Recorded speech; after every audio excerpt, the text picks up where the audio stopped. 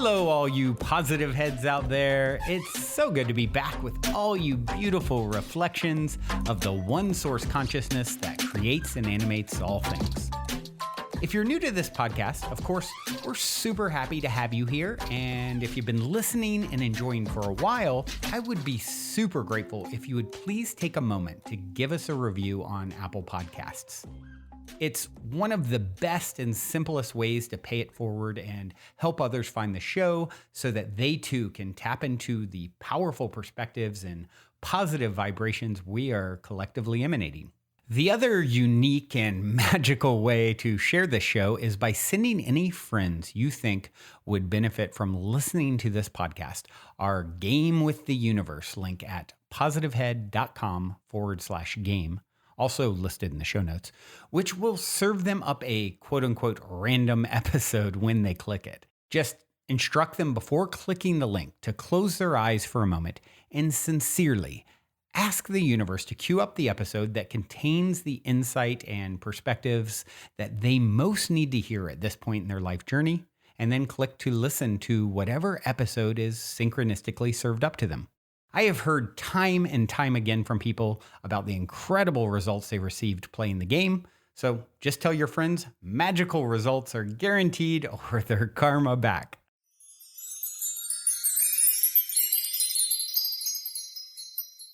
All right, all you positive heads, welcome, welcome. Here we go again.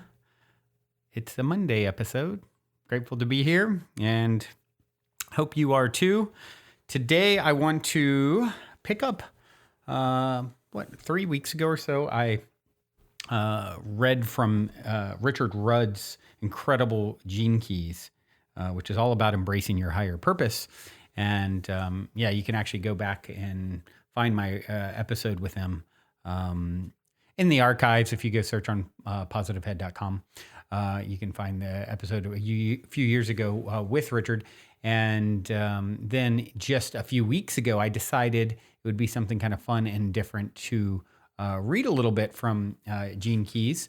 So the way it works is, for those who aren't familiar, in your genetic code, your supposed potential lies, your shadow, your gift, and then your siddhi, the ultimate expression for your life's purpose, your life's work, your evolution, all these different sort of parts that make you up.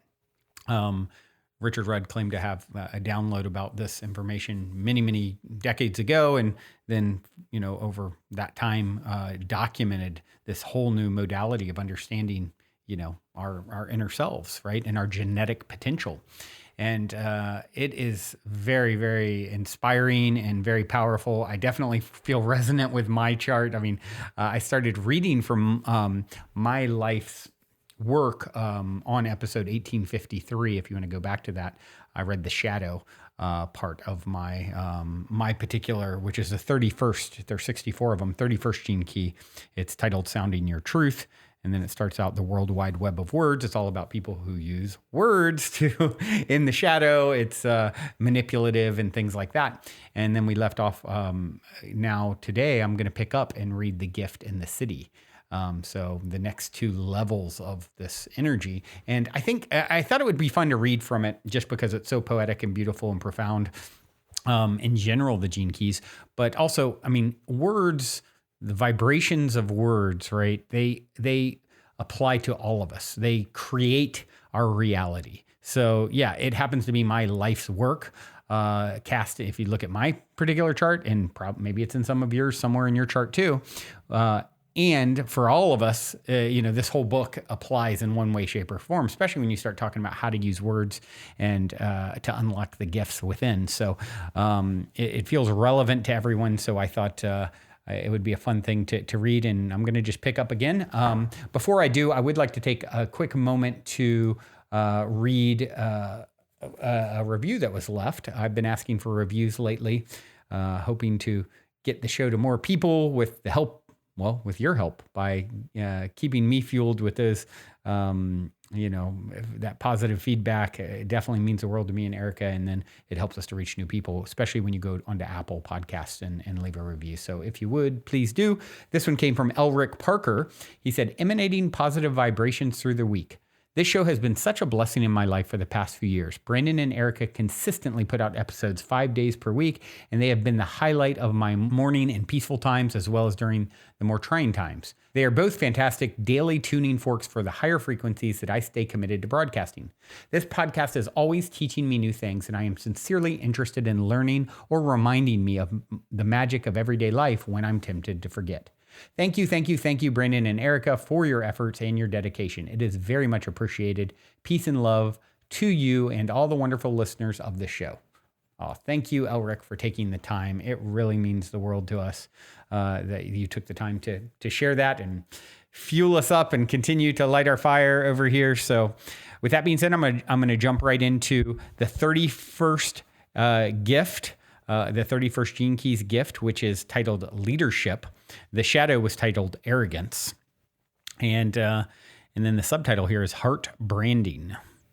The gift of leadership is really a gift of influence rather than an inherent predisposition to be a leader per se. The real leaders in the 64 gift matrix are the people with a strong activation of the 7th gift of guidance at a genetic level. The 31st gift is known as the gift of leadership only because that is the projection of the collective upon this gene key. Deep inside such a person, there is little or no inclination to be a leader and even less identification with feeling like a leader. It is, however, this very reluctance that sets such people up as leaders. The mass consciousness, as we have seen, is programmed to be led, but has no idea of how to pick a leader. Most of the time, the mass consciousness will choose leaders not for their policies or beliefs, but for their style. The 31st gift knows all about trends and patterns because it has an inherent understanding and mastery of language. These people therefore understand the openness of the collective and its need to be influenced and led. The difference between the 31st gift and the 31st shadow is that the 31st gift does not believe its own propaganda. This gift is no longer caught up in the fear of what others think, and if you want to influence people in a certain direction, this is a distinct advantage. The modern day term for this is the spin doctor. The spin doctor spins the truth whichever way happens to suit one's audience. At the shadow frequency, this is all rooted in getting more personal recognition and or more control or wealth. At the gift level, the higher frequency has already moved the person beyond the tight codependent dynamic of the leader and the led or the shepherd and the sheep. At this level, you still play the game, but for a different purpose. Now your primary influence is to help others break out of the very same matrix in which you yourself were once caught. The 31st gift, like all the gifts, represents a huge step beyond the intellect and into the heart. Only the heart really perceives the collective suffering that comes from being marooned in your intellect at the shadow frequency. Thus, your natural urge is to help others escape that suffering in some way. Furthermore, since the 31st gift is the gift of understanding the masses and the language of the shadow frequency, it naturally uses this gift to help draw others out of the codependent victim patterns and relationships of the lower frequencies. The 31st gift still carries an agenda, but that agenda is to help people out of the narrow neuro-linguistic confines of their own conditioning. No one understands the specifics of conditioning quite like the 31st gift. The 62nd gift of precision, which we have seen is chemically linked to this gift, allows a person operating at this frequency to use very specific programming words and languages to deprogram other people's conditioning. Because the 31st gift has its finger on the pulse of the collective patterns of humanity, it can have enormous influence over large numbers of people. An artist or writer expressing him or herself through this gift can create a work of art whose influence far outweighs its content. In our modern world, we can see how the specific release of a particular book or film at a particular time can have a vast impact on the whole planetary consciousness. In our modern communication-rich global culture, the 31st gift is really opening up more and more to its true potential. Certain human beings operating out of the 31st gift can literally become the voice of the collective. At the shadow frequency, they become the voice of our fear, whereas at the gift level, they become the voice of our creativity as well as the messengers of our future evolution. Along with its programming partner, the 41st gift of anticipation, the 31st gift naturally has an affinity with the future and is always expressing the cutting edge of consciousness and form. The secret to the 31st gift is a secret of branding. These are people who inherently know that the medium they use, whether it be music, art, science, literature, or simply the naked human voice, is really only the means of expressing a transmission that lies beyond words. The art itself carries the frequency encoded within it, but the frequency lies well beyond the words, colors, or tones themselves. In other words, all human expression is really nothing but branding.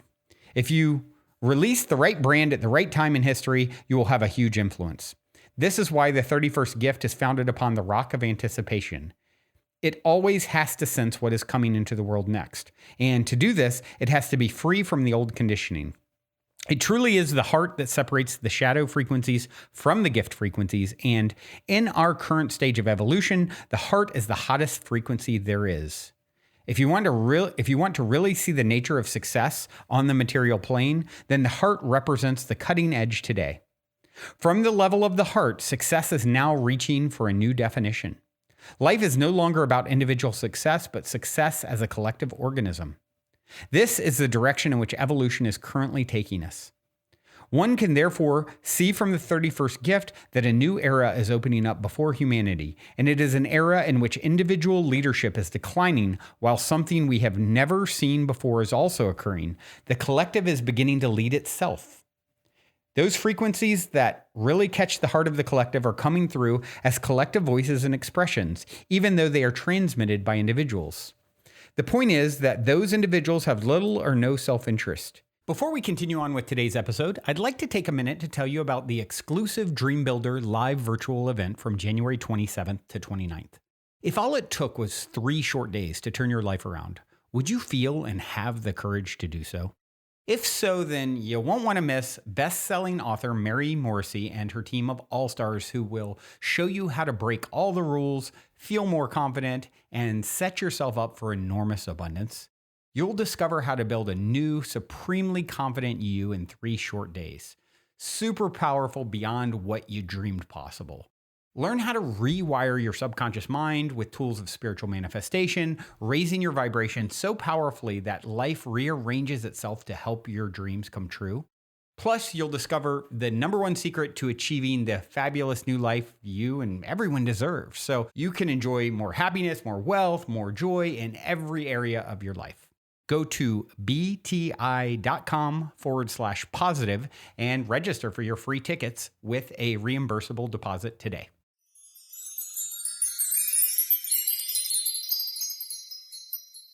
It is truly an extraordinary age that we are moving towards, and it is only those ready to make the leap into the heart who will inherit the huge benefits coming to us all. All right, that's the gift of leadership. Definitely rings true for my path, and I know it rings true for all of us in some way, because we've all played, stepped into the role at different times, being a leader, and seeing the power of tapping into the heart and understanding, getting glimpses of the way that humanity is programmed and how to, and doesn't it feel good when you help to deprogram someone? I mean, that's really the whole point of this show, right? Helping us all, teaching best what I most need to learn and helping us all to deprogram and shift perspectives and install new software into our hard drives of our being, right? So, okay, here we are at the city, the 31st city, the next evolution of the gift, which is humility. The Ring of No Return is the subtitle. If you happen to be excited at the words coming out of the 31st gifts, then you may be in for a shock when you take the plunge into the 31st city. Humility, as we shall see, is not for the faint-hearted. It is therefore highly ironic that humility is a word that has come to be associated with people of a saintly or virtuous countenance. The irony here lies in the misunderstanding that humility has anything to do with behavior, because it does not. That kind of humility is usually arrogance in disguise. Oh, wow, that's powerful. True humility can only occur at the Siddhic frequency because it requires the complete obliteration of your individuality. The words humility and arrogance reflect a behavioral duality found in human beings, but they are also words with a highly moralistic charge. At the Siddhic level, all such morality is finished because your separation from existence is finished. If we look even more deeply into these two words, we can see that one, arrogance, represents an archetypical male characteristic, and the other, humility, represents an archetypal female characteristic. Such terms describe the universal polarity of being, rather than descriptions specific to men and women. One could even say that all energy behaves in an arrogant, probing way, whereas all matter is humble and submissive. Looking at life forms in this way, without any morality, allows both expressions their own integrity and beauty. It is in this sense that the 31st city is called humble, because, like the feminine pole, it represents non-existence. Out of non-existence, existence is born. Because the human intellect cannot transcend language at this level, we are using the language of the duality to express something that lies beyond the duality. The feminine pole comes the closest to describing this transcendence. To the 31st city, there's no longer the possibility of achieving anything independently from life. Thus, many human words and expressions cease to have real meaning. If a human being behaves in what others describe as an arrogant manner, the 31st city simply cannot comprehend this. To the 31st city, all behavior is seen as an impersonal manifestation of the totality, and there's no such concept as an independent doer. This is what arrogance really means. You misidentify with your individuality and assume you have power over life. Arrogance is really concerned with what others think, whereas humility truly doesn't care. This is why arrogance always tries to be humble. However, to be truly humble, you wouldn't mind others thinking you were arrogant. Wow. If this is giving you a headache, then that is what this acidic frequency always does to the intellect. Someone outside its sphere cannot possibly understand the 31st city. It is just too simple for the poor human mind, and it is deeply disturbing to human concepts of morality. The 31st city has exceeded all concepts involving levels and movement, and even the need for being in the heart. There is no need to be anywhere or do anything other than what you are doing. True humility arises from the truth that you cannot ever do anything wrong. Consciousness is enjoying its game through your life. No matter what you believe, achieve or do, it is not you attaining it, because you are the great illusion. The person manifesting the 31st city does not even see human beings as divided into those who are awake and those who are asleep. There is no such thing as being enlightened or unenlightened to such a person. If there were, that would assume the existence of separate beings rather than the reality of one unbroken chain of consciousness. Because the 31st city is truly humble, it has no agenda. It is not necessarily interested in freeing people from their illusions, even though it may unwittingly do so. Such a being realizes that it is not possible to influence anyone in this world. It doesn't matter what such a person does in life. They are content to leave the world exactly as it is. Nonetheless, such a person still carries the same genetic coding that requires they speak from the cutting edge of consciousness. The only difference between the gift and the city is that the gift level still identifies with evolution. They are still caught up in the game, even though it is at a level beyond fear.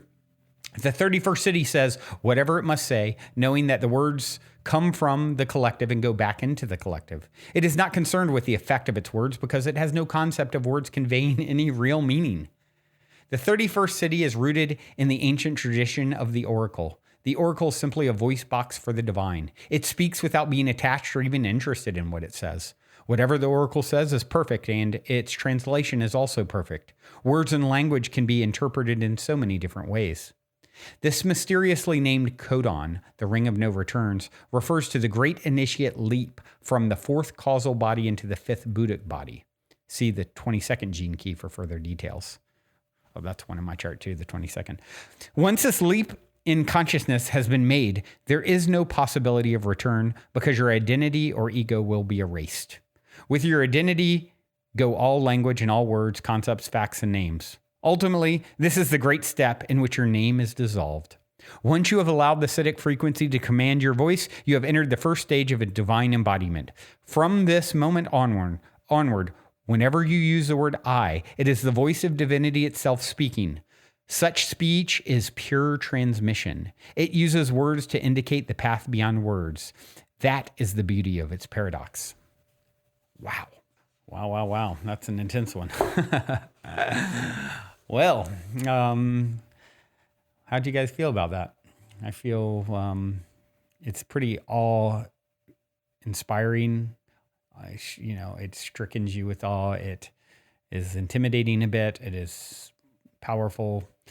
That sort of feeling of inevitably becoming so much more than your little identity. And I think of the caterpillar to the butterfly, it's like so scary. It's like saying the caterpillar is going to go in this process, the ring of no return. It's going to get, sucked into the vortex of source, and you will then speak as fully as the, as the butterfly. And, but you will have given up your separation identity that you've clung to and cherished so much, me, separate from you, and it's really taking it beyond this idea that we conceptually everyone listening to the show mostly is feeling that, right? The oneness of all. And you feel it more than your neighbor or friend who isn't even aware of some of these concepts. Yet there's a level up from here of experiencing it so fully that the you is gone, and yeah, wow, what a journey we're on. Thank you for taking it with me. Thanks for being a part. And till next time, journey well. Oh, I almost forgot. I do have a song to leave you with in all this. This is Ataya. The song is called Stay. We're still staying in our bodies for now, so it seems appropriate. Hope you enjoy. Love you so much.